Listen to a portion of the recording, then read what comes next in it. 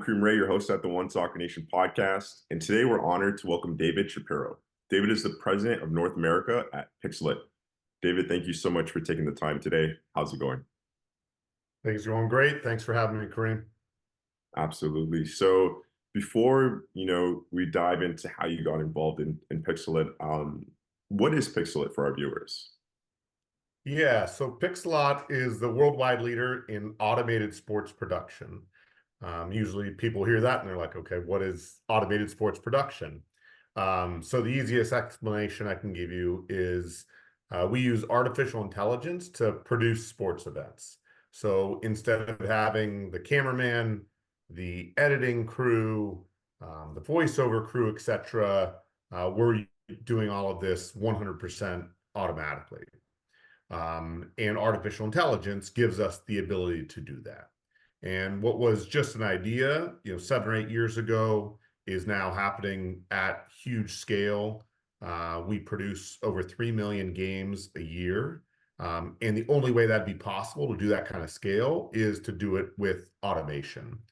So most of the time we're producing games that previously weren't produced. And so what we're really trying to do is democratize sports production to make it possible for every game around the world to be produced in a professional manner. That's amazing. I mean, a lot of people are hearing about AI, and a few other technologies that are being pushed. What are your thoughts on AI? Yeah, I mean, I think AI has a ton of different use cases in sports, outside of sports. But specifically in sports, I think we're just at the tip of the iceberg. It's really starting to change the media side of the business, the coaching side of the business, the fan experience. There's just so many different applications for it. Specific to Pixellot, it's really at our core. AI enables us to do what we're really good at and what we focus on as a business. Understood. And when you say 3 million games are being streamlined, um, and artificial intelligence is being used, can you just share a little bit more about what that technology enables the mass public to do? Yeah, so what we do is we install our hardware, which is a set of cameras and a computing unit that has our proprietary software on it in a venue. So take, ABC Soccer Club.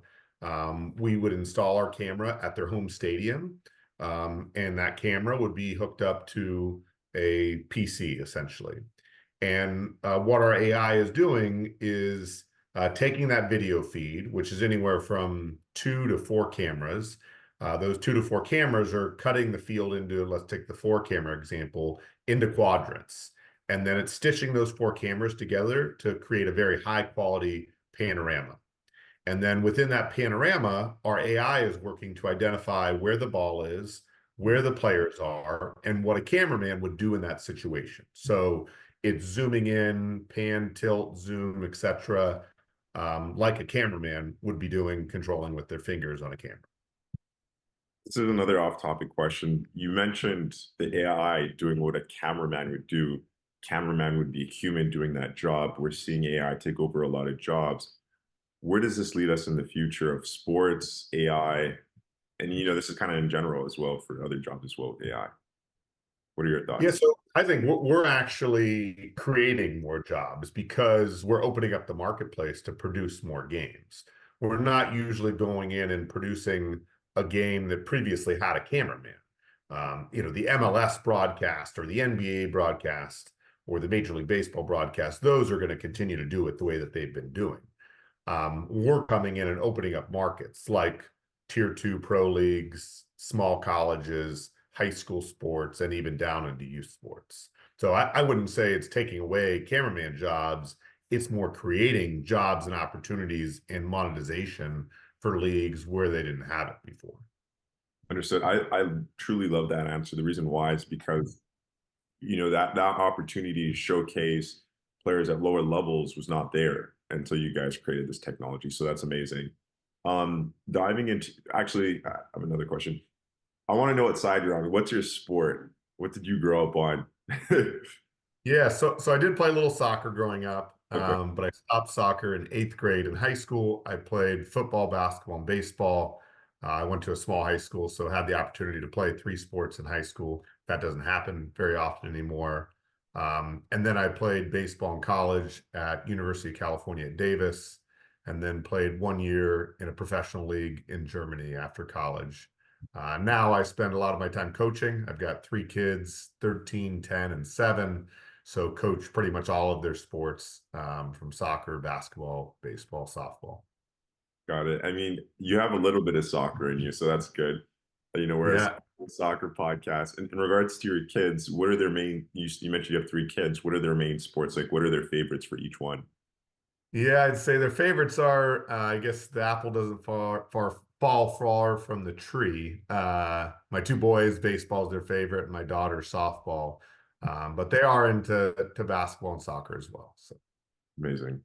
I mean, especially with, we'll see what happens with, the World Cup, that what impact that has on the youth. So that's exciting in the next 2 years. yeah. Um, and then, David, could you just tell us about how, your path in your career led you to Pixellot and how your experience in youth sports influence your current role now? Yeah, very good question. So my entire career has actually been in sports and predominantly in youth and amateur sports. So um, in college, while I was wrapping up, I worked for the Sacramento River Cats, which is a AAA baseball team here in Sacramento, California, near where I live. And then my first full-time job was with Positive Coaching Alliance, which is a national nonprofit with the mission of better athletes, better people. So we really got started, I spent 12 years as a full-time employee. Now I'm on their national board. And when we got started, there wasn't really an industry in youth sports. It was obviously happening and being run by volunteers and nonprofit organizations, but there weren't a lot of businesses around it. And I think sports technology over the last 15 years has just exploded. So during my time at PCA, I was able to really understand the amateur athletic space and the different players in it. And so that helped grow my career from there. So after Positive Coaching Alliance, I spent about 4 years as the CEO of a company called Steel Sports. That was part of a publicly traded company, and we owned and operated facilities, camp companies, club teams. The vision was to really create an environment like Positive Coaching Alliance was espousing, but to do it through actually owning and operating these leagues and really consolidate some of what was happening in youth sports. From there, I came to Pixellot. I've been at Pixellot now 5 years as the president of North America. And part of the reason I transitioned was, consolidating youth sports and creating scale is really hard to do when you look at the tournament and camp and facility space. Whereas I saw the opportunity with automated production and what Pixellot's doing to really change youth sports across the entire country. And so that was the reason I left Steel Sports to come to Pixellot, and we've had a lot of success in that. I'd say COVID actually aided our business, or accelerated it, probably is the better word. Um, because short after the lockdown was opened up and games were happening again, parents and fans weren't able to go watch games for like a year. College coaches weren't able to go to recruiting events for like 18 months after COVID. So streaming went from being a nice to have thing to a must have from a media standpoint for parents and family to be able to watch, and from a recruiting standpoint for college coaches to be able to scout kids. Yeah, for sure. I mean, COVID, that's really good. You had two sides to it, the yin and the yang. You had the positive effect to COVID, and you had the negative effect. And for you guys, it was a positive. You know, with technology being pushed more and more throughout the years through into the future, Apple just dropped out their new headset, and you got Facebook with the Meta with their headset, VR, AR. Um, it's kind of like we're escaping reality at this point. We're going into a metaverse or whatever they call it. But um, how do you guys plan to improve this technology throughout the years? What is the plan for the next 5 years? Yeah. So I think there's a lot of opportunity in our space. I think that some of the coaching and player development pieces are expanding as video production is getting better. So an example I'll give you is right now, most of the way that you're getting player data that's used for scouting is through wearables, right? People are wearing GPS devices, Catapult's got them, and a bunch of different companies in the space. And so you marry that data with the video. Well, since our video is getting so much better, you're having companies come out that are actually able to use the video to get a lot of that tracking data. So we've integrated with companies like a Track 160, if you've heard of that before, where they can get some of that same data, distance traveled, speed traveled, acceleration, etc., from the video that we're producing. And so I think that you're going to see more of that coming. We're starting to automate highlights even. So, for example, in basketball, we can track every time the ball's gone through the hoop. We're using optical recognition to track the uniform number so that at the end of the game, we can say, here's number 10's goals, here's number 12's goals, here's number 14's assists. I think bite size and short content is the trend in terms of content consumption. And so we're really leaning into that and starting to roll out more products around that side of things. And then player performance, I think, also is a piece where we'll lean in and other companies in the space will. Understood. Personal question here. How did the opportunity to be a part of Pixellot? I feel like I'm saying the company's name not properly. Pixellot. Yeah. Pixellot. How did the Yeah. opportunity? Like lots of pixels, essentially. Yeah, Pixellot. Pixellot. Am I saying it right now? Yeah. There you go. There we go. Okay. Yeah. How did the opportunity come for you to be a part of this company? And Yeah. what did you see about the company that you're like, yeah, I want to be a part of this? Yeah. So what brought me to the company was our Series B round was led by an investment company out of Southern California called Shamrock Capital. I had done some work with some of the partners at Shamrock back when I was at Positive Coaching Alliance, so I knew them. And their two big things when they invested in Pixellot was that they wanted to grow the business in North America. They saw a big opportunity here. Our business is headquartered in Israel. Um, and so we've got programs and partners all across the world. And then the second thing was the youth sports marketplace, they really thought was a big opportunity. So through knowing them and having experience with the investors and them knowing that I had great expertise in the youth sports marketplace, um, they offered me a job to come run the operation here in North America. So that's how I came to Pixellot. What attracted me was this mission of democratizing sports production. Um, I have played youth sports, coached youth sports, worked in youth sports, and I think the youth sports environment is such an incredible life-changing experience for the majority of kids in this country. I mean, if you look at the United States, just about everybody is playing youth soccer, youth baseball, youth basketball, youth football from, call it 5 to 14 years old. Then at 14, you start to have some attrition, but it's such a big part of our culture and the life lessons that kids learn from youth sports, I think, shapes them for the rest of their life. And so I've always believed in youth sports. And I think the ability to capture everybody's games, regardless of skill level, and have an ESPN Plus like experience for kids just enhances the youth sports experience overall. And then also gives them that almost like that yearbook or that memorabilia to remember that life-changing experience for the rest of their life and be able to share that with their kids, etc. Got it. Do you guys have like a product, or no, not a product, a service that you guys like collect the data of all the play, like, or are all are so let's just say company soccer ABC one, they have a Pixellot camera, and then is there a way that parents can like save clips of their kids? Yeah, so when they capture the video with us, we have an application called the Pixellot U, Okay. where all the content is in there. We do some automatic breakdown. So, for example, my kids' soccer games that I recorded all of them this fall. I have clips of every shot on goal and every goal from all their games. It was done automatically through Pixellot. And then Wow. I have the ability also to cut or tag plays that I want also.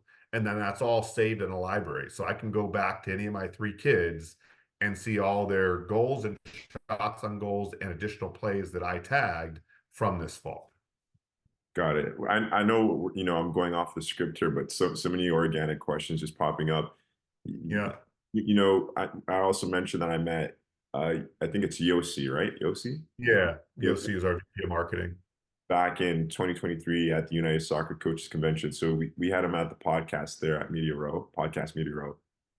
And one of the things that he mentioned was the opportunity. I think you touched on it too, but the opportunity for parents that are not able to go to games live in person can be at work and have their kids on their phone and be able to watch.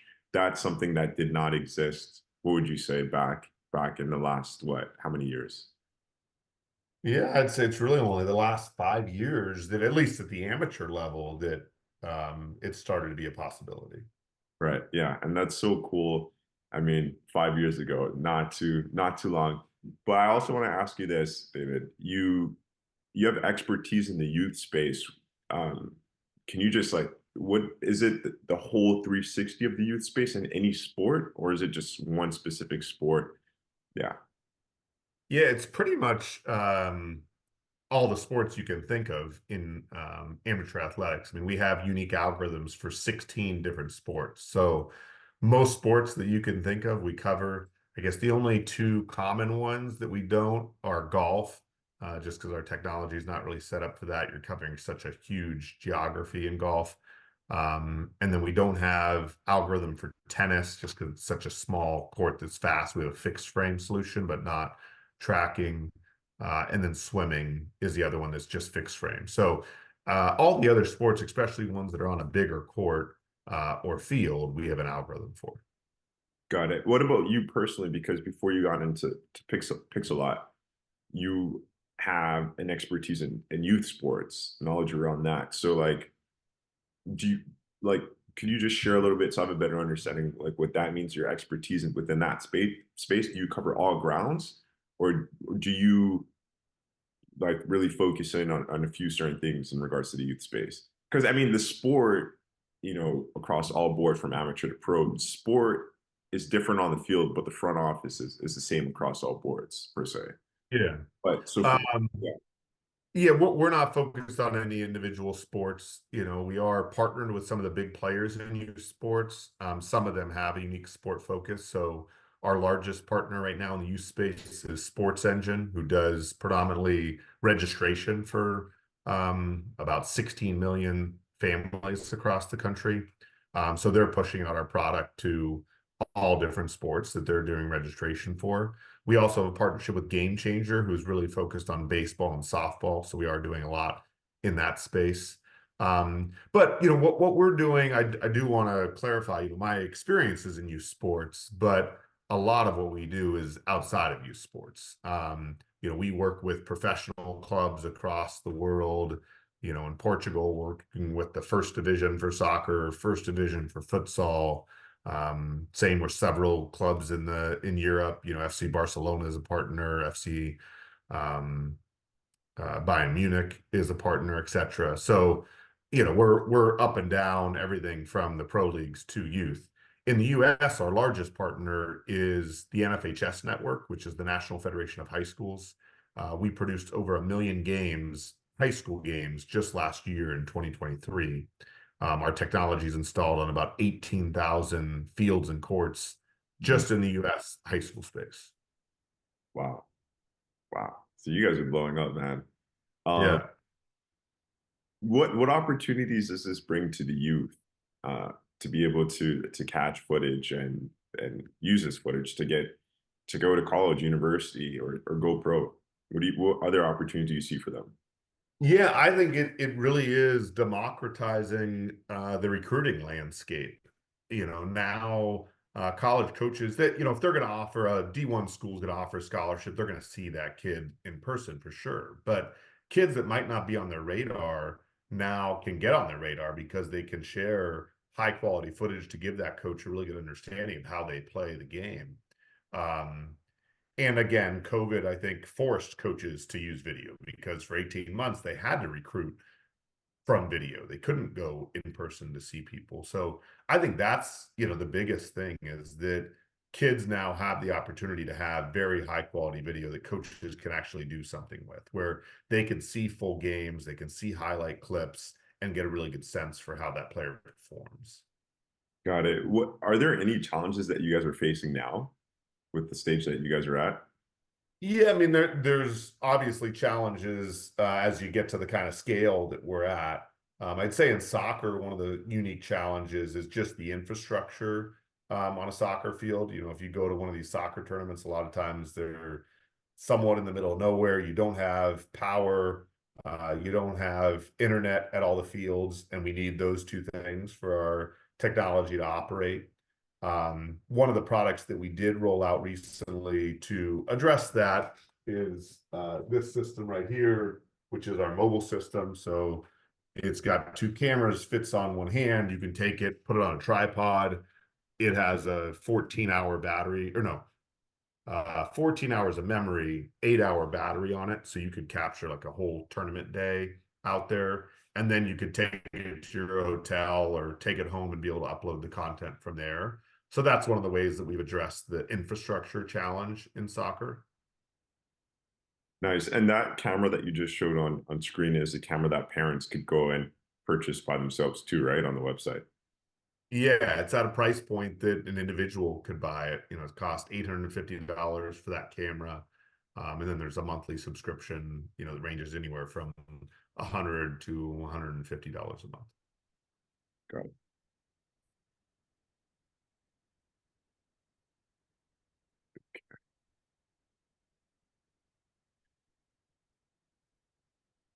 Okay, so with Pixellot offering monetization solutions, how can soccer organizations, especially at the youth and amateur levels, leverage this, sustain, and grow?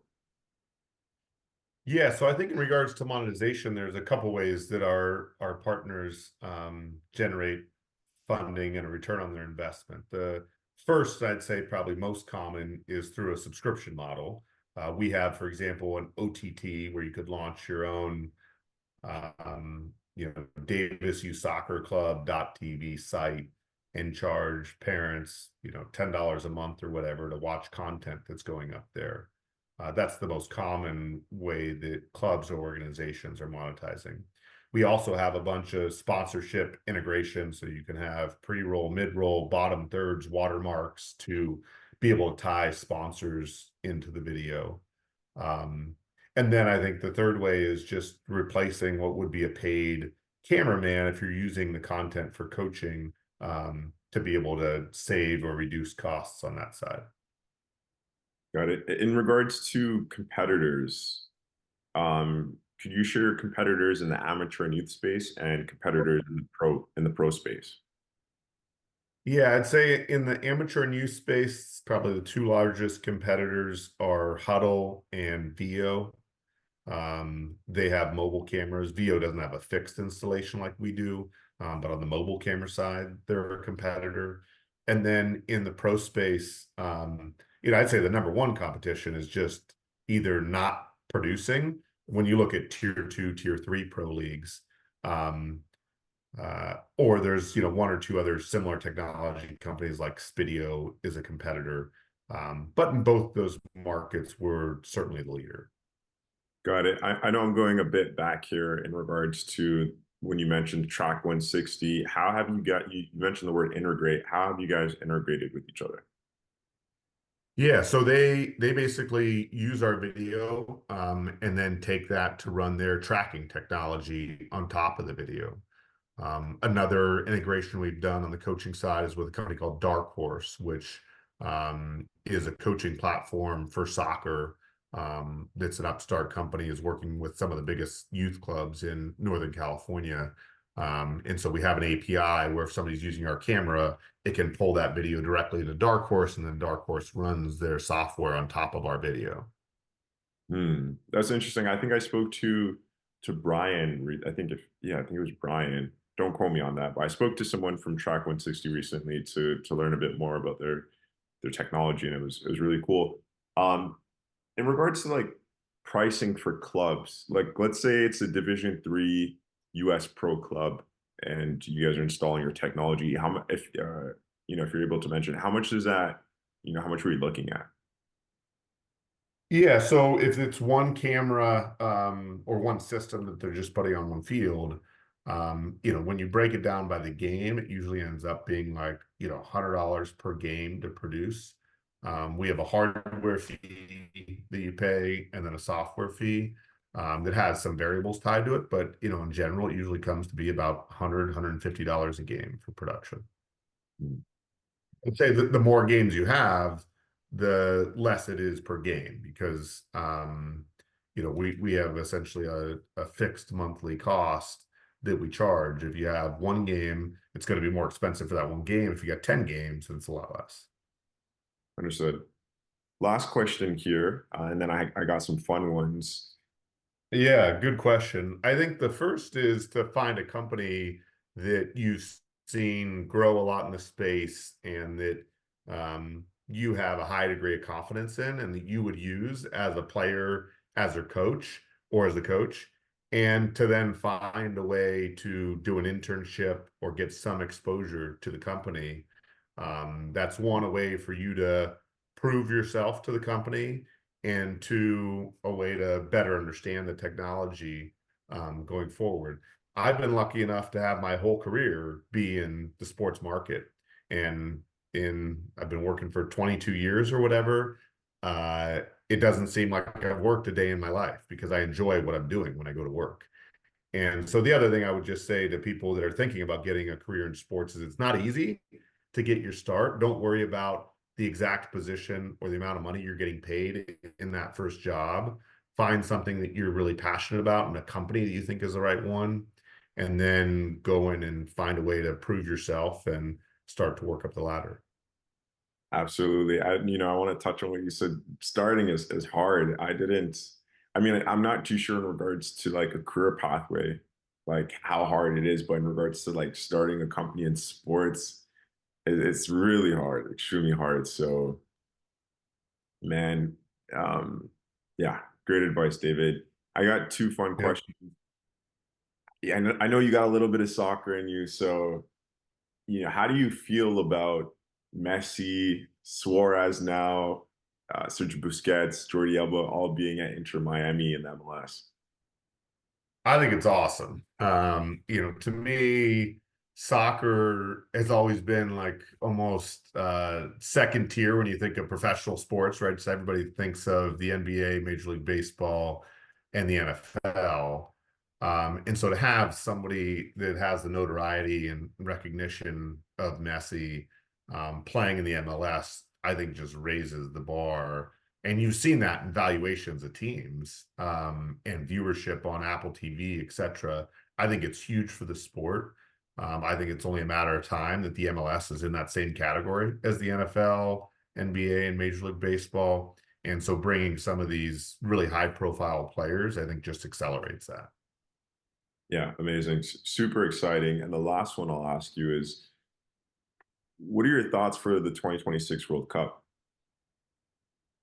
Hopefully the US is there in the finals this year. Um, it's going to be exciting. I always love watching the World Cup, even though I'm not a huge soccer guy. I don't watch it, uh, year to year. The World Cup I always tune in for. It's just such a fun environment, and looking forward to it in 2026. Amazing. Well, David, thank you so much, for this enlightening conversation on the One Soccer Nation podcast. Your insight into the fusion of technology and soccer have opened our eyes to the evolving landscape of soccer broadcasting and development. To our audience, we hope this discussion has enriched your understanding and love for the game. Keep tuning in for more episodes where we continue to uncover the compelling stories and innovations shaping soccer. David, your contribution to our podcast has been invaluable, and we deeply appreciate your time with us today. No problem. Thanks for having me, Kareem.